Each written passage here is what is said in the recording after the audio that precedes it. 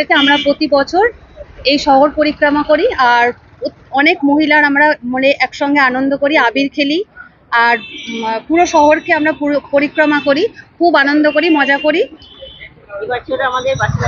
এবছর আমাদের এই বাসন্তী পুজো হচ্ছে 69 বছরে পদার্পণ করলো। হ্যাঁ, আমাদের প্রত্যেক বছরই এরকম আনন্দ করতে করতে যাই, প্রত্যেক বছরই নাচ গানের অনুষ্ঠান আমরা করে থাকি।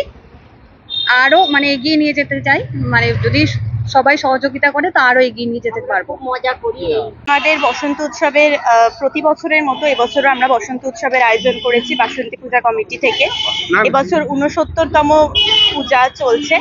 প্রতি বছর আমরা এই দুর্গাপুজোর বাসন্তী যে কমিটি, সেই বাসন্তী মাঠ কমিটি থেকে আমরা প্রতি বছরের মতো এবছরও দোলের যে র্যালি, সেখানে বাচ্চারা, পাড়ার সব মহিলারা যোগদান করেন এতে। এবার আমরা সবাই মিলে নাচে গানে আনন্দের সাথে এই অনুষ্ঠান প্রতি বছর করে থাকি।